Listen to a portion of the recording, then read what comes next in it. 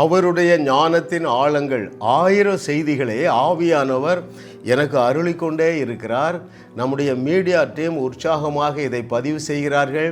நீங்கள் அவருடைய ஞானத்தின் ஆழங்களை அறிந்து கொள்ள ஆழமாக அவரோடு உறவு கொள்ளுவீர்கள். இப்பொழுது இருக்கிறதை காட்டிலும் நீங்கள் எல்லா நன்மைகளிலும் 1000 மடங்கு பெருகுவீர்கள். அருமையானவர்களே, இன்றைக்கு 76வது செய்தி, நம்ப முடியாததை நம்ப முடியும் 1/5. இந்த தலைப்பில் 5 செய்திகளை நாம் பதிவு செய்கிறோம். முதலாவது, நம்ப முடியாததை நம்ப முடியும்.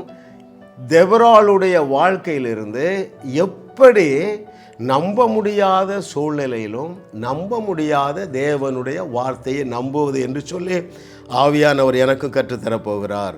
விசுவாசம் என்றால் என்ன? நம்ப முடியாத சூழ்நிலையிலும் நம்ப முடியாத தேவனுடைய வார்த்தை. தேவனுடைய வார்த்தை என்ன சொல்லுகிறது? நீ கீழாகாமல் மேலாவாய். உங்கள் சூழ்நிலை என்ன சொல்லுது? நீ கீழே தான் இருப்பா. உன் கடன் பிரச்சனையிலேருந்து உன்னால் வெளியே வர முடியாது. டாக்டர் சொல்லிட்டாரு, இந்த வியாதி போகாது. அருமையான தேவனுடைய பிள்ளைகளே, என்னுடைய செய்திகளை கேட்கிற நீங்கள் நம்ப முடியாத சூழலிலும் தேவனுடைய வார்த்தையை நம்புவீர்கள். அந்த வார்த்தை என்ன சொல்லுகிறது? நீ தலையாயிருப்பாய், நீ அநேக ஜாதிகளுக்கு கடன் கொடுப்பாய், நீ என்ன செய்யாது, உன்னை ஒன்றும் சேதப்படுத்தாது, அவருடைய தழும்புகளால் நீ ஏற்கனவே குணமாக்கப்பட்டு இருக்கிறாய். ஹல்லேலூயா. எந்த சூழ்நிலையிலும் வேதத்திலே பலர் நம்புவதற்கு ஏதுவில்லாதிருந்தோம் தேவனுடைய வார்த்தையை நம்பினார்கள். அதே போல் என்னுடைய வியூவர்ஸ் அத்தனை பேரும் எல்லா சூழ்நிலையிலும் தேவனுடைய வார்த்தையை நம்ப போகிறீர்கள். அருமையானவர்களே, ஆமென். இன்னும் இயேசு கிறிஸ்து உங்களை பற்றி என்ன சொன்னார்? உங்களால் கூடாத காரியம் ஒன்றும் இராதுன்னு சொன்னார். ரைட். இன்னும் நம்மால் என்ன சொன்னார் அவர்? நீங்கள் நான் செய்ததையும் செய்வீர்கள், இதை விட பெரிய கிரியைகளை செய்வீர்கள். இதை எல்லாவற்றையும் நீங்கள் நம்ப போகிறீங்க. என்னால் செய்யக்கூடாத காரியம் ஒன்றுமில்லை. ஏன்? ரட்சிக்கப்பட்ட ஜனமே, உனக்கு ஒப்பானவன் யார் என்று வேதம் சொல்லுகிறது. அருமையானவர்களே, உங்களால் செய்யக்கூடாத காரியம் ஒன்றுமிராது என்று சொன்னவர் யார்? அதான முக்கியம். நீங்கள் இந்த வசனத்தை ஏற்றுக்கொள்ளவில்லை என்றால் உங்களுக்கும் இஸ்ரவேலர்களுக்கு என்ன வித்தியாசம்? இஸ்ரவேலர்கிட்ட என்ன சொன்னார்? பாலும் தேனும் ஓடுகிற நலமும் விசாலவுமான இந்த நல்ல தேசத்தை உங்களுக்கு கொடுத்துட்டேன், ரெடி பண்ணி வச்சிருக்கிறேன், புறப்படுங்கள் என்று சொன்னார். 25 லட்சம் பேர் புறப்பட்டாங்க. ஒரு 5 லட்சம் பேர் 20 வயதுக்கு குறைந்தவர்கள் போய் சேர்ந்துட்டாங்க. மீதி 20 லட்சத்தில் 2 பேரை தவிர தேவனுடைய வார்த்தையை மதிக்கவே இல்லை. ஆனால் இன்றைக்கு சபை அப்படித்தானே இருக்கு. இயேசு கிறிஸ்து தங்களை பற்றி சொன்ன வார்த்தைக்கும் அவர்களுக்கு சம்பந்தமே இல்லை. பாருங்க, இயேசு என்ன சொன்னார்? நீங்கள் நான் செய்ததையே செய்வீர்கள், இதைவிட பெரிய கிரியைகளை செய்வீர்கள். உங்கள் போதகர் இதை என்றைக்காவது போதித்திருக்கிறாரா? அப்போ அவர் அதை போதிக்கவில்லை என்றால் வனாந்தரத்திலே மாண்டு போன இஸ்ரவேலர்களுக்கும் இன்றைய சபைக்கும் என்னங்க வித்தியாசம்? ஆனால் நம்ப முடியாத சூழ்நிலையிலே தெபொராள் என்கிற பெண் சூப்பராக பிலீவ் பண்ணுறாங்க. அதைத்தான் நாம் இன்னொரு 10 நிமிடங்கள் தியானிக்க போகிறோம். அருமையானவர்களே, ஹல்லேலூயா. அவளுடைய வாழ்விலிருந்து கற்றுக்கொள்ள போகிறோம். உங்களுக்கு ஒரு விஷயம் தெரியணும். இதில் பழைய ஏற்பாட்டிலையும் புதிய பைபிள் காலத்தில் பெண்களுக்கு ஒரு இம்பார்ட்டன்ஸே கிடையாதுங்க. ரைட். ஆனால் இந்த தெபொராள் நம்ப முடியாத சூழ்நிலையிலும் தேவனுடைய வார்த்தையை நம்புகிறாள். நான் அதை உங்களுக்கு வாசிக்கவா? பாருங்க, இஸ்ரவேலர்களுக்கு விரோதமாக யாவீன் என்னும் ராஜா பயங்கரமாக கொடூரமாக இஸ்ரவேலர்களை நடத்தி கொண்டு வருகிறான். சரிங்களா? அவனுக்கு ஏராளமான போர் வீரர்கள் இருக்கிறார்கள், 900 ரதங்கள் இருக்கிறது. இந்த சேனையை எதிர்த்து இவா தளபதியாக போகிறாங்க. பாராக்கு பயப்படுகிறான். பாராக்கு தான் கேப்டன். சரிங்களா? ஆனால் அவன் என்ன சொல்கிறான்? ஏம்மா நீங்கள் வந்தால் நான் போகிறேன்ட்டான். அது அந்த சரித்திரத்தை வாசிக்கும் பொழுது கவனியுங்கள். உங்களுக்கு இருக்கிற பயமெல்லாம் விலகிவிடும். தேவன் உங்களோடு பேசுகிறதை நீங்கள் அறிந்து கொள்ளுவீர்கள். அருமையானவர்களே, இன்றைய தலைப்பு என்ன? நம்ப முடியாததை உன்னாலே நம்ப முடியும். தெபொராளுடைய வாழ்க்கையிலிருந்து கற்றுக்கொள்ள போகிறோம்.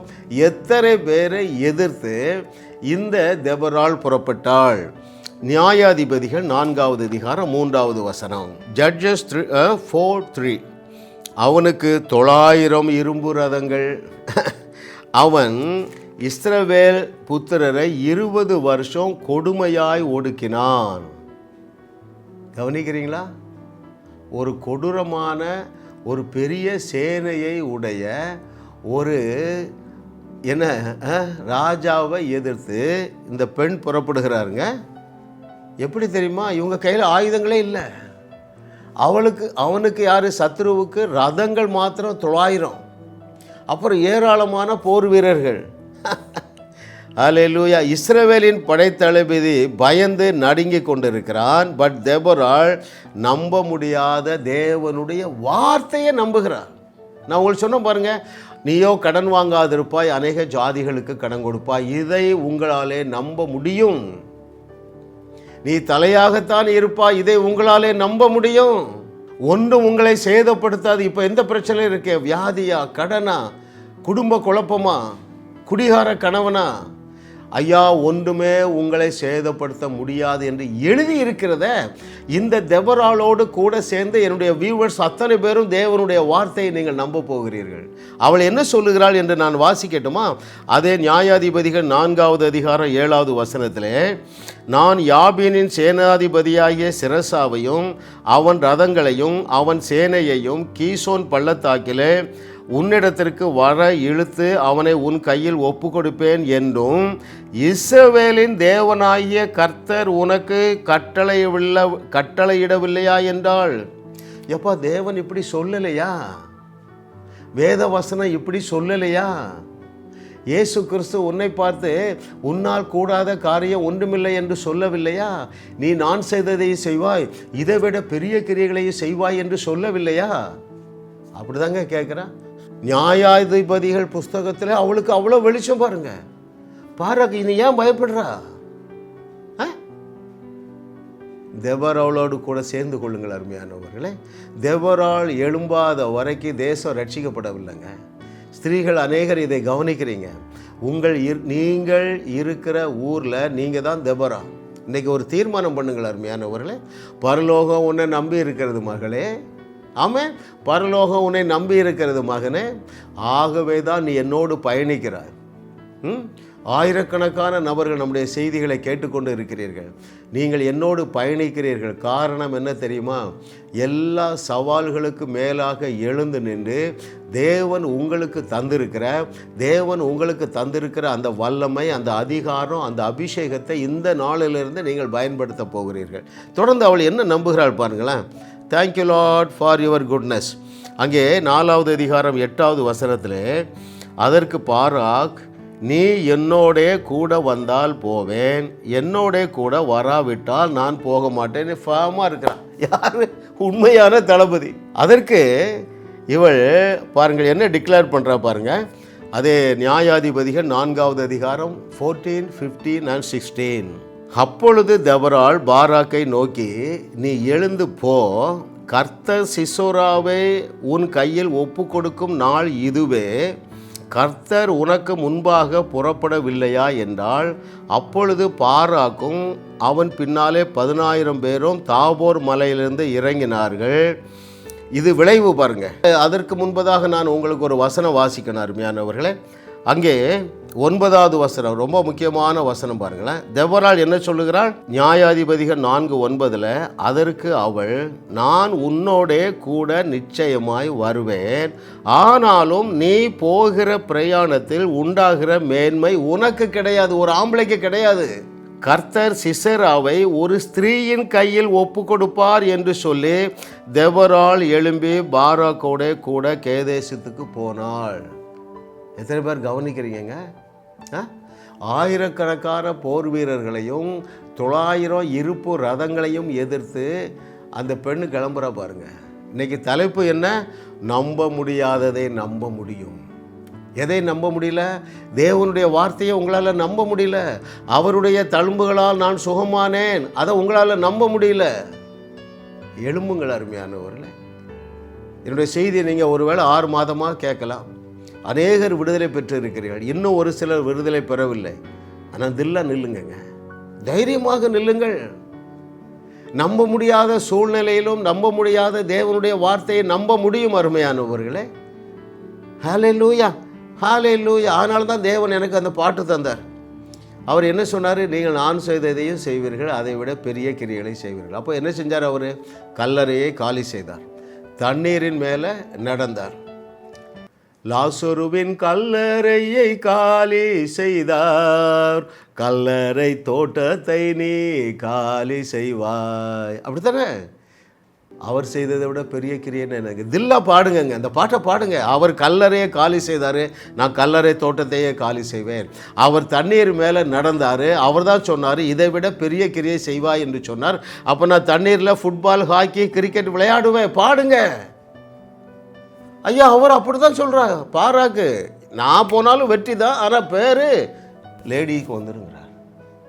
நடந்ததா இல்லையாங்க? நீங்கள் பின்னால் வாசித்து பாருங்கள். Hallelujah. Oh thank you Lord for your goodness. அங்கே சத்துருக்களுடைய போர் தளபதி சிசரா ரதத்தை விட்டுட்டே ஓடி போயிட்டாங்க. ஏன் தெரியுமா? தேவன் உங்கள் சத்துருக்களை பயங்காட்டி வச்சிருக்கிறாருங்க. இது அநேக கிறிஸ்தவர்களுக்கு இல்லை, எந்த கிறிஸ்தவனுக்கும் தெரியாது. உங்கள் பிரச்சனை எல்லாமே உங்களுக்கு பயந்து போய் இருக்கிறது அருமையானவர்களே. தேவராளை போல எழும்புங்கள். சாத்ராக், மேஷாக், ஆபேத்நேகோ எப்படி எழும்புனாங்க? நம்ப முடியாத சூழ்நிலையிலும் தேவனை நம்பினார்களே. அவர்கள் எதை நம்பினார்கள்? எங்கள் தேவன் எங்களை விட்டு விலகிறது இல்லை, எங்களை கைவிடுகிறது இல்லை. ஏன்? எழுதியிருக்கிறது. தேவன் கைவிட்டு விட்டாரா அருமையானவர்களே? எங்களை விட்டு விலகுவதில்லை. எங்களை தூக்கி நீங்கள் நெருப்பில் போட்டீங்கன்னா அங்கேயும் எங்கள் தேவன் இருக்கிறார். சொன்னதை தேவன் நிறைவேற்றினாரா இல்லையாங்க?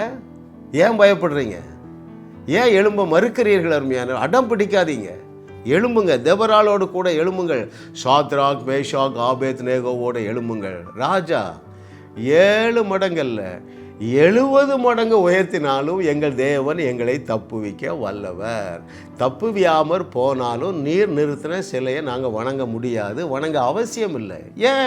அவர் என்னை விட்டு விலகுவதும் இல்லை, எங்களை விட்டு கைவிடுவதும் இல்லை. அருமையானவர்களே, உங்களை விடுவிக்காமல் உங்கள் தேவன் உங்களை கீழே விடவே மாட்டாருங்க. அதான் அதுக்கு அர்த்தம். உன்னை விட்டு விலகுவதும் இல்லை, உன்னை கைவிடுவதும் இல்லை. எழுதி தந்திருக்கிற எல்லா வார்த்தையும் உங்களுடைய வாழ்க்கையிலே நிறைவேற்றாமல் அவர் உங்களை கைவிட்டு விடுகிற தேவன் அல்ல அருமையானவர்கள். ஹல்லேலூயா. ஓ வேதம் முழுவதும் யாரெல்லாம் நம்ப முடியாத சூழ்நிலையிலும் தேவனுடைய வார்த்தையை நம்பினார்களோ அத்தனை பேரும் சக்க போர்டு போட்டிருக்காங்களா இல்லையாங்க? ஜாஸ் மினிஸ்ட்ரீஸ் யூடியூப் சேனலில் தொடர்ந்து செய்திகளை கேளுங்கள், சப்ஸ்கிரைப் செய்யுங்கள், வீடியோக்களை லைக் செய்து பலரோடு பகிர்ந்து கொள்ளுங்கள். அவர்களும் ஆசீர்வதிக்கப்படட்டும்.